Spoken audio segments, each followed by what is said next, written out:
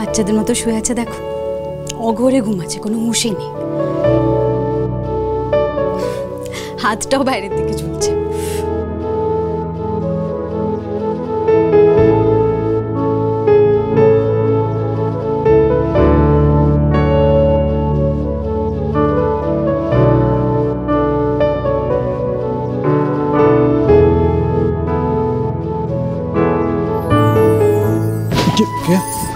Relax,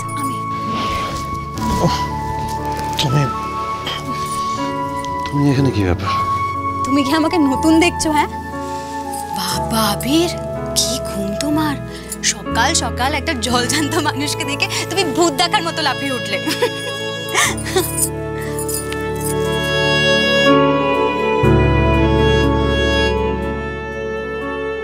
good morning sir, এই নিন আপনার চা। আর সকাল সকাল আপনার ঘুমটা ভাঙানোর জন্য আমি ভীষণ দুঃখিত। থ্যাংক ইউ, বাট এটা কি দরকার ছিল? আমি নিজে চলে আসতে পারতাম। দরকার ছিল কারণ ডক্টর তো তোমাকে সকালেই ওষুধ খেতে বলেছে, আর তুমি যখন যেতে তখন তো দুপুরে যেত। এই নাও ওষুধটা খেয়ে নাও। নাও, তারপর তাড়াতাড়ি চাটা খেয়ে ফ্রেশ হয়ে তুমি রেডি হয়ে কিন্তু নিচে চলে এসো। আবির, আমরা সকাল থেকে তত্ত্ব সাজাচ্ছি আর তুমি নাক দেখে ঘুমোচ্ছ। তুমি জানো আজকে দিদির বউ ভাতে কত প্ল্যান আছে, সকাল থেকে রাত অবধি অনেক প্ল্যান আছে। ছেড়ে দাও, আমি করে নেব। ব্যাস ব্যাস, এত ফর্মালিটি করতে হবে না। আচ্ছা আবির,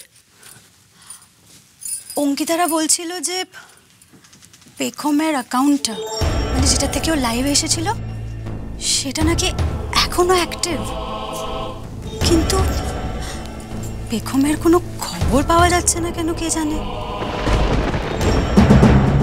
ছোটদা ভাই তাড়াতাড়ি নিচে চল, খুব দরকার আছে। কি হয়েছে? অভিদাসদা ফোন করে জানিয়েছে যে মৌমনি যে অ্যাকাউন্টটা থেকে লাইভ করেছিল সেই অ্যাকাউন্টটা আমাদের বাড়ির আশেপাশে কোনো লোকেশনে। কি সর্বনাশ! যদি এক্স্যাক্ট লোকেশন ট্র্যাক করা শুরু করে তাহলে তো এই ঘরের লোকেশন পেয়ে যাবে। আবির তাড়াতাড়ি চলো, দাঁড়িয়ে থেকো না, পেখম আমাদের আশেপাশে কোথাও আছে, ওকে তো খুঁজে বের করতে হবে। চলো চলো তাড়াতাড়ি চলো, চল চল চল।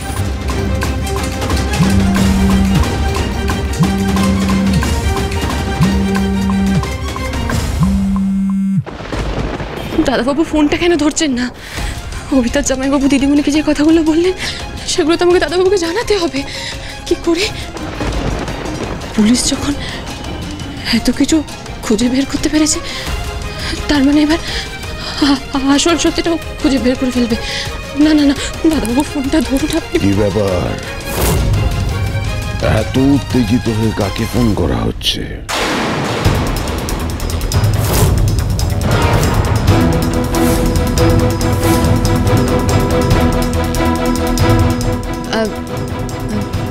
না মানে আমি আসলে ওই বাড়িতে ফোন করেছিলাম গো মেসোমশাই।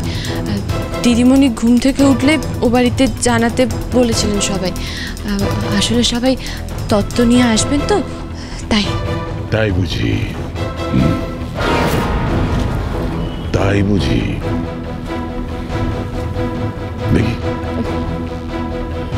দেখি দেখি কাকে ফোন করা হচ্ছে, কাকে কি খবর দেওয়া হচ্ছে।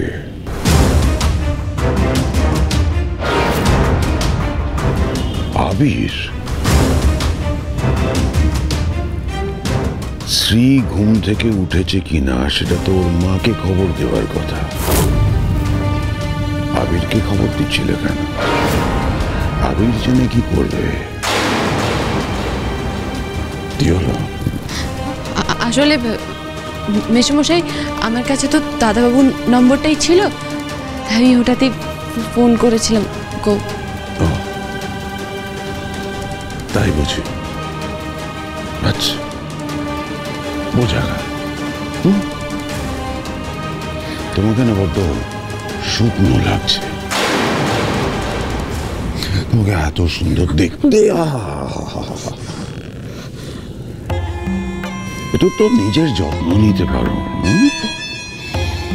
দেখো আজকে শ্রী দিদিমণির বউ ভাত, ও বাড়ি থেকে লোকজন আসবে, একটু সাজুগুজু করতে হবে তো।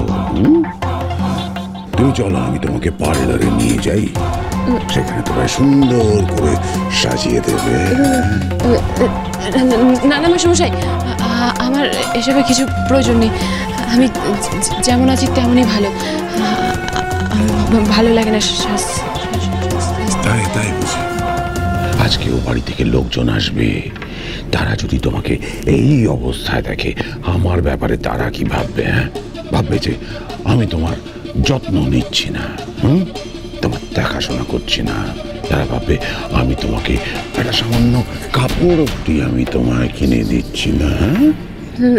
না না মেশমশাই, আমার এসবের প্রয়োজন নেই। আরে বাবা, আমাকে এত ভয় পাচ্ছ কেন? আমি তো এখনো তোমাকে কিছু করিনি।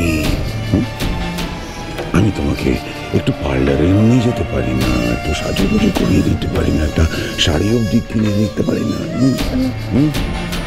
চল চল চল, আমি তোমাকে পার্লারে নিয়ে যাব, তারা তোমাকে সাজিয়ে গুছিয়ে দেবে, কেমন?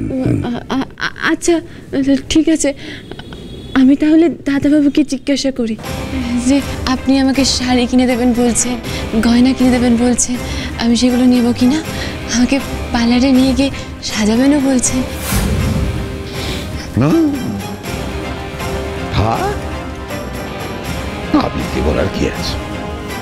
ঠিক আছে, তোমার যখন ভালো লাগে না তখন না হয় এসব কথা থাক।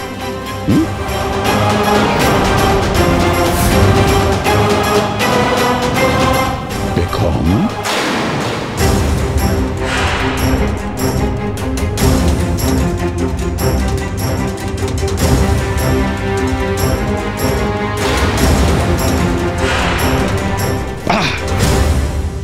ধরে ফেলেছি, ধরে ফেলেছি।